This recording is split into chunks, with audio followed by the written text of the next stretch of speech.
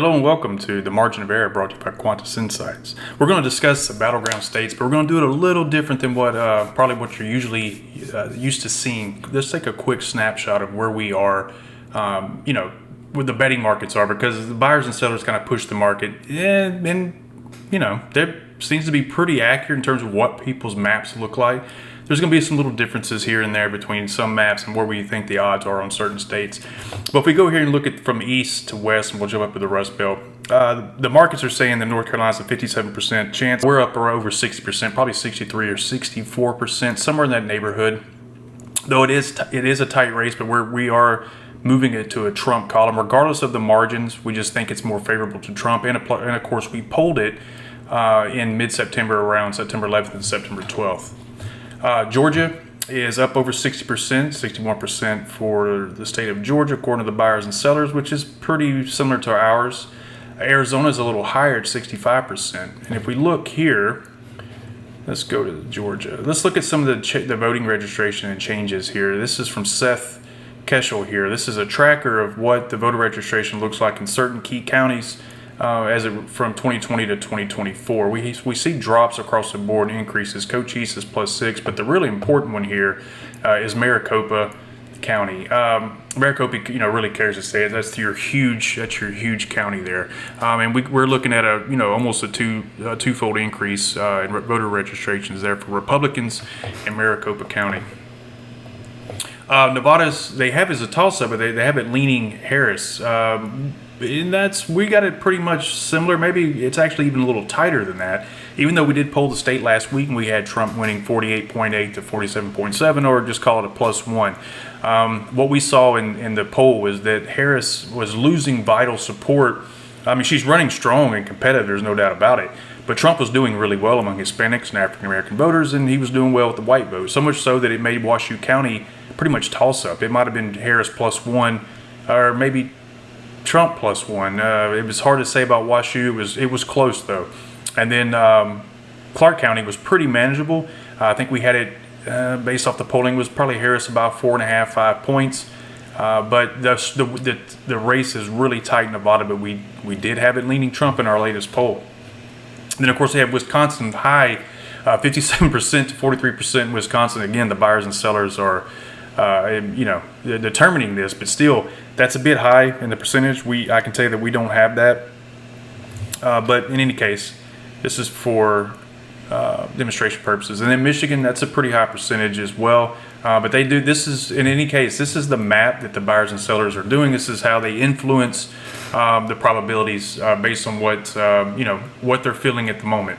North Carolina. Again, I wonder if that's a little low because it's such an important state and everybody wants to be involved in that state because they know that's a consequential state for Trump. You remove that state from the board, Trump doesn't really have a path to victory, much like you move Pennsylvania from the board and Kamala Harris doesn't have the victory. So we're going to use this map here. This is pretty much your standard map. So we're going to deal with these groups of states, which we think, and most people agree, this is what's going to determine the election. And there's some things here that we can learn about these states. So this is what we're going to discuss here with the battleground states. Instead of using polling data and trends and weighting polls and getting down in the counties and the triangle in North Carolina, let's just focus on how these states behave. So we have Sunbelt states and Rust Belt states. And let's see if there's any relationships in how these states interact with one another. Is there any correlation to these states or across the regions from Sunbelt to Rust Belt or inside the intra-belts, as it maybe perhaps Michigan relates to Pennsylvania and Wisconsin. What we have here is our matrix. Now, this is the correlation between how these states interact, okay? And we do this off the delta. But real simple, we're going to keep it kind of high level here, but we're going to show how this can be useful. It's not prophecy, but it's a really useful tool. So in our upper left quadrant here, we have Michigan, and our lower left, we have Nevada. So what we're seeing here, your ones are positive, your negative ones is negative. There's no correlation. So out of all of these states here, which is our battleground states, we have Nevada and Michigan have more in common than they do with any other states. So these two states behave the same. They practice the same voter sentiment and have similar margins. And then you look in the interior, and we have North Carolina, Georgia, Arizona, Wisconsin, and Pennsylvania all showing positive correlation to one another. Meaning, if one state does something, then it should follow that all the other states will do the same, or within reason, within some sort of low variance type of situation. But what we seem to have here is Michigan being a part of the trifecta, of Wisconsin and Pennsylvania. Yet Michigan has a strong relationship with Nevada in terms of voter sentiment. So does that mean if North Carolina votes for Trump, that Georgia will too, and Arizona and Wisconsin and Pennsylvania? No, it doesn't necessarily mean that, but it does show that there's a correlation that these states should behave in similar fashion. And we'll zero in. We could zero in all the states, and I'll tell you what the results of some of the analysis was. But for right now, since Pennsylvania and North Carolina is so important, we're going to focus on those two. So let's figure out how these two states could behave. All right. So in 2008 to 2012, North Carolina was about 9 points more Republican. So the delta between these two states. All right. And then in 2016 and 2020, the delta for North Carolina was about 3% more Republican than Pennsylvania. But if we do analysis on how both these states behave during this time, we'll see that through regression that Pennsylvania is coming towards North Carolina, or North Carolina and Pennsylvania are simply coming towards one another. They're starting to line up politically in terms of sentiment and even some voting margins here. So this is what we have here if we look at the delta. So in 2008, the delta between Pennsylvania and North Carolina was plus 10. 2008 was the crazy electoral year where Barack Obama was at the height of his powers in terms of his political prowess and influence. I mean, he flips Indiana, he flips North Carolina, he wins the Rust Belt. He really does a lot of damage to the map. So there's going to be a margin here of plus 10. But we start seeing in 2012 this start to kind of come back down a little bit, start coming back down to earth here. Romney was able to flip North Carolina, but of course Obama wins Pennsylvania by a pretty healthy margin. But the delta between the two are still moving together. Their trend is starting to come together now. So in 2016, Trump comes along, holds North Carolina, flips Pennsylvania. And then in 2020, we start to see this slow down a little bit. And that's because Biden wins Pennsylvania by 1.2, and then Trump wins North Carolina by 1.2. So there's that about as close as it's gotten between the two. But if you run regression, even though we're dealing with a small data set, we're projecting that on its chart, on its course, that North Carolina and Pennsylvania should be within 1 point of each other. Perhaps Pennsylvania could be 1 point to the right of North Carolina, or maybe North Carolina is 1 point, right to Pennsylvania. But regardless, the regression is showing that they ought to start mirroring each other even more so this year, based off past trends and doing a little bit of work with the delta and running some statistical analysis and maybe some regression models showing that the two states are going to come together a little more maybe in 2024, which kind of makes sense because if Pennsylvania's been moving to the right for the last couple of election cycles and North Carolina has kind of been moving to the left a little bit for the last couple of election cycles, it tends to, in logic, it tends to come to reason that the two may be meeting pretty soon. It may be this cycle, it may not, but we do expect to have a strong correlation between the two. Now, I did say that I'd go back and talk a bit about some other ones. So within the Sun Belt, Georgia and Arizona have more in common than they do with North Carolina.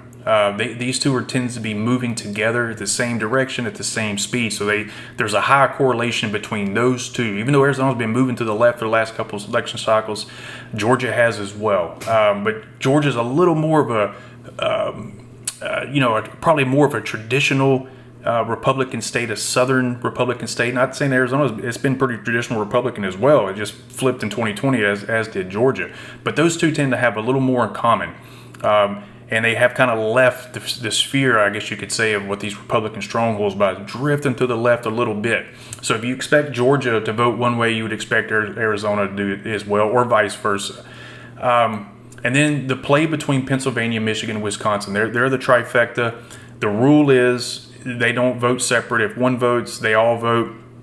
that is true. I mean, that's the trend, and it's been a trend for a while now, since 1992. So yeah, it's absolutely true. But Michigan is exhibiting a little bit of independence within this relationship. So this trifecta here, Michigan is having a little more in common with Nevada, as we showed in that matrix, than it does with Wisconsin and Pennsylvania. And then the adage is Wisconsin tends to always vote more to the right than Pennsylvania, and that's also a true statement. But it may not hold. It will plateau at certain, at some sort of position it will hold. And if Pennsylvania has room to grow further or move further to the right, then you would expect to see that as well. So let's look in here, and based off of that, so we have our matrix. We would expect these states to all vote the same, if that's the case. If everything is perfect and this is prophecy, then we would expect these states to vote the same, and then Nevada and Michigan to vote the same. Now, that's not to say that since they have more of a relationship with each other, that they're not going to vote in line with North Carolina, Georgia, Arizona, Wisconsin, and Pennsylvania. They very well could do it. It could be a complete sweep. If Nevada votes red or Republican, then you would expect Michigan to do the same thing. However, for the sake of argument, we're going to say that since there's no positive relationship, or they have more of a relationship with one another than they do with these Sun Belt and remaining Rust Belt states, we'll call them independents or outliers. But how does this affect the map? So we're going to do a couple of scenarios here, and we'll discuss what could happen based off this matrix and based off the delta that I shared. So if Georgia were to stay in the column of the Republican, let's say it comes back to the fold and it votes Republican in 2024 in this election cycle, and the pool from North Carolina and Pennsylvania, or this positive relationship between the two, if North Carolina votes Republican, and our delta that we discovered, and that delta that we're sharing here, along with that correlate or that constellation matrix that I shared, then Pennsylvania would likely vote red as well. That means Trump could lose the remaining states and still pull 270, but he must win North Carolina and he must win Pennsylvania. So it shows you he's got paths to the White House that are kind of beyond your traditional maps or your traditional analysis. This looks like a funky map, I agree, but funky things have happened, and they've happened recently. You had Florida and Ohio voting Republican by large margins, relatively speaking. When it relates to Florida, a 3-point victory in 2020, it would be huge by Georgia standards. But Biden was able to win Georgia and Arizona, and then of course flip the Rust Belt back, and he won the presidency despite losing Florida and Ohio. I mean, that's the first time it's happened since Nixon and Kennedy. Usually the Florida, Ohio, and Iowa, they vote for the president, for the winning ticket.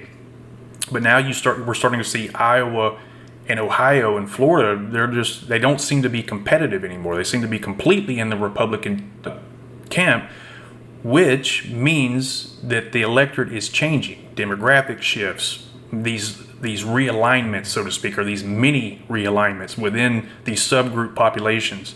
We're no longer a glacier in terms of, we're dealing with just a few states, and these states behave a certain way, and you have a firewall and you have to break the firewall. Things can be changing. North Carolina could be super competitive. Then you have states like Virginia and Colorado. Once they went blue, they never looked back. All in 2008, there was no purple period for them. They stayed blue. So things are changing, and that's not to say that it won't change now. We are due for some sort of realignment, and we may get funky maps like this. This may be what the result is. But let's go back and use our matrix again. We're going to refresh our memory here. So we have this positive correlation between Pennsylvania, Wisconsin, Arizona, and Georgia, and North Carolina. If we use this on our map, and we said that there's a positive relationship between these two, or between these groups of states, then we would expect a map that looks like this. Now, I'll tell you that when we run our models, we had it 291 for Trump, but we just updated it to 297.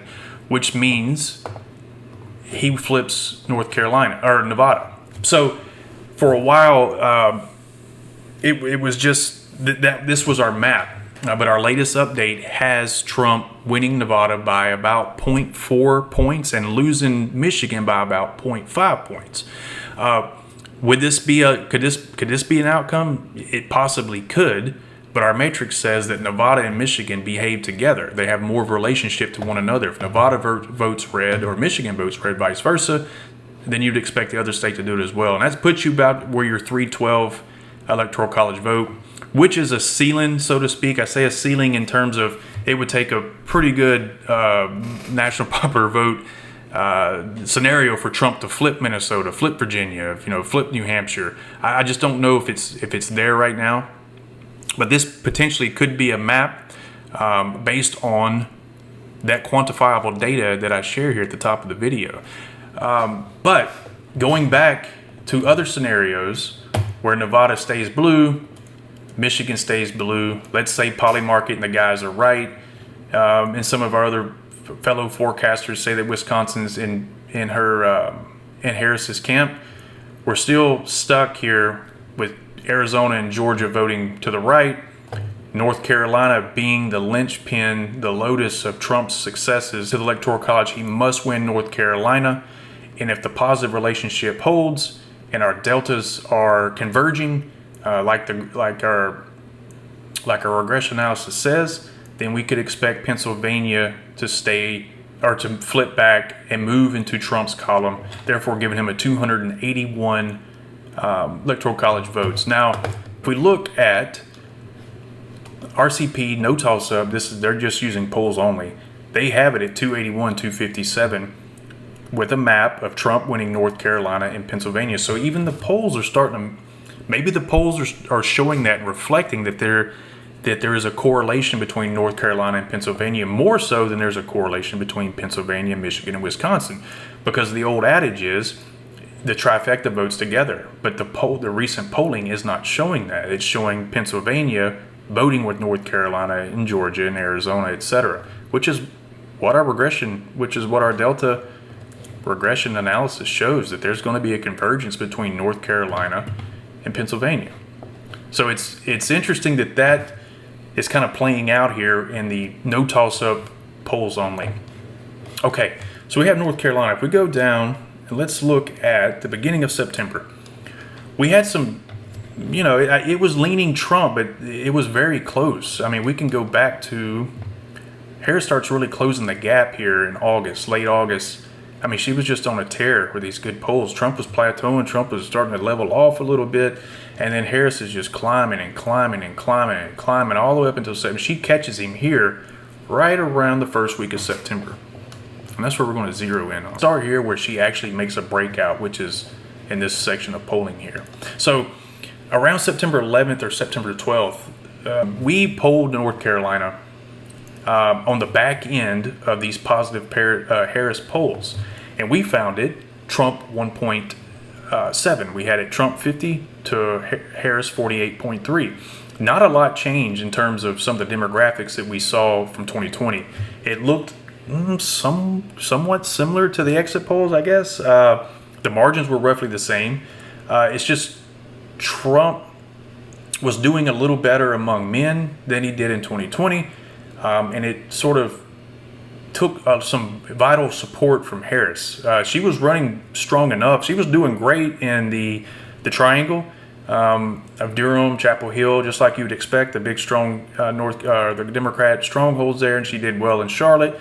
Suburbs, Trump did okay. But it was the white vote. It was a non-college white vote as well, where Trump was really just kind of taking it from her. And that's to say that, as I said when I released the poll, that I didn't get all of Trump's support. I know that I did not get all of Trump's support, especially in the West and the East. And I know that through regression analysis, and I know it through voter turnout models. I simply didn't get all of the support. So in any case, when I released the poll, I said on Twitter, look, this is a 1.7 race for Trump. This could very easily be a 0.3 race for Trump.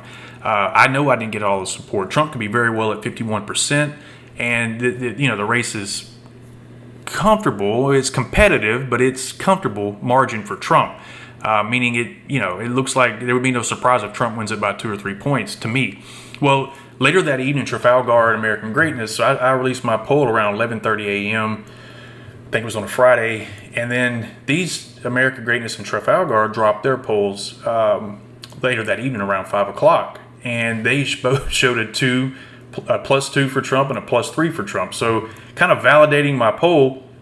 And then we're kind of out in front showing this trend.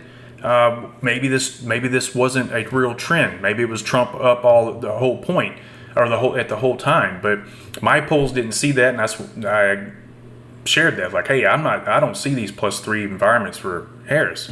Well, since then it's been a run of good polls. It's Trump +3, Trump +1, Trump +4, and we get 2s and 1s. I mean, it's still showing somewhat of a tight race, but it is leaning Trump, or maybe stronger than tilting.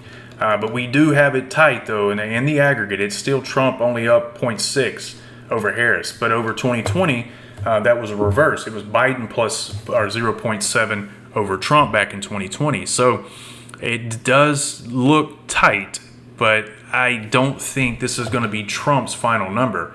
I think it's going to be a 1.5 more than that, maybe even 2. And Harris will be in the high 47s, low 48s. But it will be a comfortable, competitive margin for Trump, assuming nothing else changes, nothing crazy happens between now and then, and we get a decent little show up for Trump. He wins 2.5, about 2.5, 3-point margin, and we refer to our Delta again. North Carolina 2.5, 3-point margin will have an effect on Pennsylvania as demonstrated here. And then Pennsylvania could vote in line with North Carolina. It could vote more to the right than North Carolina, or it could vote within a point of North Carolina, something in that scenario. But we are seeing this correlation between the two, and there should be some sort of relationship in how they vote and voter sentiment. But I think this is probably where we're headed, somewhere around a scenario like this, where Trump, he secures the states he needs, and it's an early night. It doesn't really matter what happens after that. However, as I said earlier, the relationship, the delta between Pennsylvania and Wisconsin is pretty strong as well. I mean, they do influence one influences the other. If it's Wisconsin voting further to the right, then you would expect Pennsylvania to vote further to the right. Then you add North Carolina to the mix. If North Carolina wins by a margin of 2.5, 3 points, 1.5 point, you would expect to find Pennsylvania very close to those margins as well. In any case, though, none of this matters without North Carolina. If Trump doesn't win North Carolina, we can't expect these states falling for Trump. It wouldn't happen. So we're going to monitor this a little bit more. We're going to see as we collect data. There's a whole lot we can do with our forecasting models. I hope you enjoyed this video. If you did, please like and subscribe. We look forward to coming back with more content. We're going to release our schedule for our polling. We're going to hit October hard. We have a sprint. We're probably not going to start polling again until the mid-October time frame. Until next time, again, please like and subscribe, and we'll be back to making more of these videos and keeping everybody informed. Thank you.